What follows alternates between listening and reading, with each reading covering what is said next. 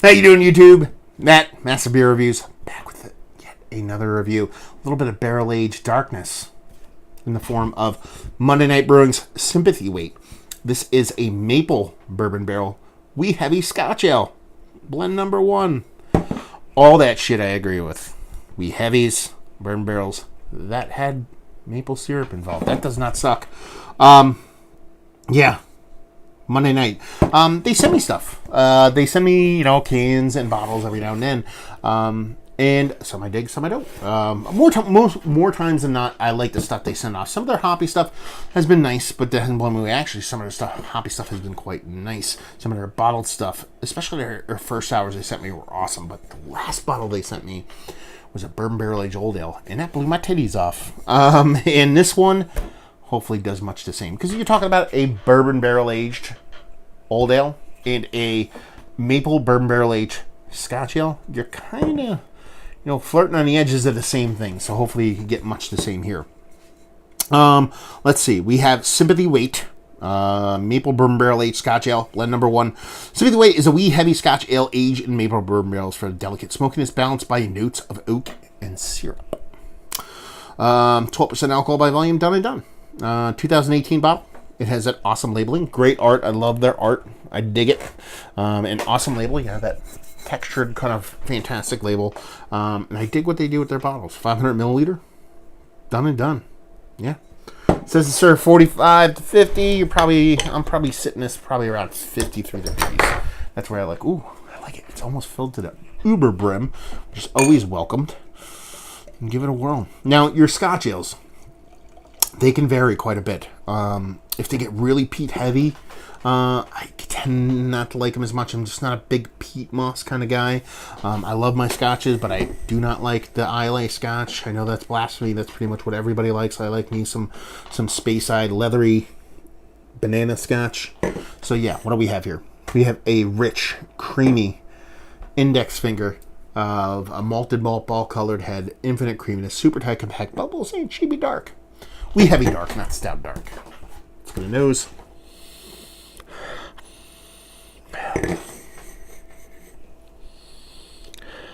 Yeah, that bourbon really comes through. Soft vanilla, nice pop of bourbon. Not really much heat, if any. It's just a little bit of heat there in the nose.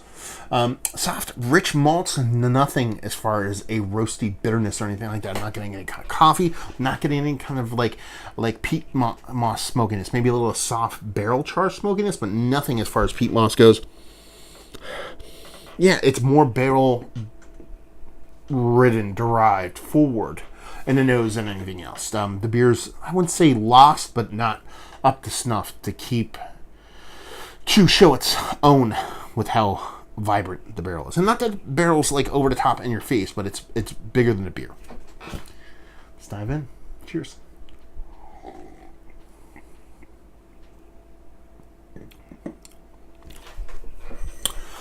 That's nice. It's nice. It's drinkable. There's a nice kind of cool caramel mixed with chocolate thing in there. A little bit of soft bourbon. A little bit generic. The bourbon itself is a little bit boozy, but not too bad. It's not burny. You just get a little evaporated alcohol going on. Soft, charry barrel smokiness. Not really much as far as malt smokiness or anything like that.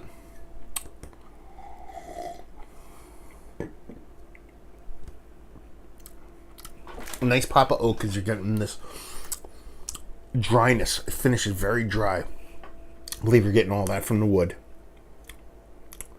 That's pretty much it. It's not that big of a beer. It drinks a bit thin.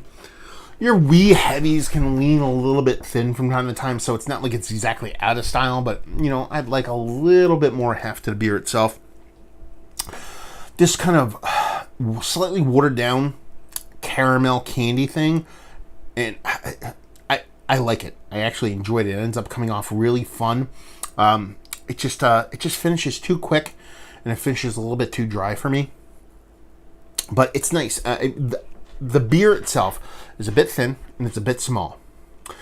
But the barrel character matches that. So the barrel's not huge. It's not over the top. You get a little bit of soft vanilla. The oak is probably the biggest thing in the beer itself with how dry it finishes.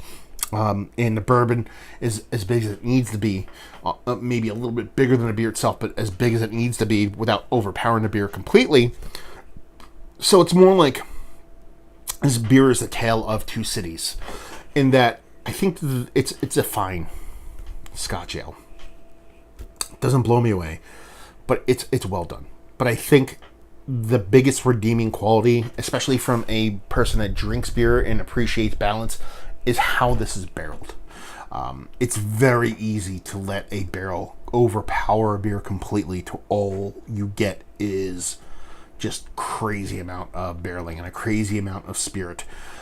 With how delicate, you don't really think of Scotch ales being delicate, but this one comes off a little bit delicate to me with how much smaller this is compared to a lot of other darker beers that are in your 12% range.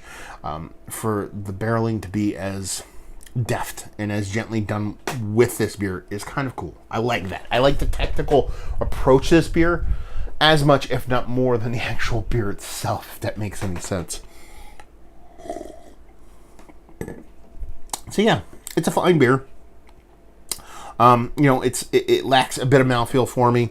The Scotch ale itself is a bit generic, but the barreling on it is quite fantastic. And that watered down kind of caramel thing, that it kind of rides in the middle, and then how it finishes, albeit a little bit too dry for me, but how it finishes makes you want to go back for more, which I think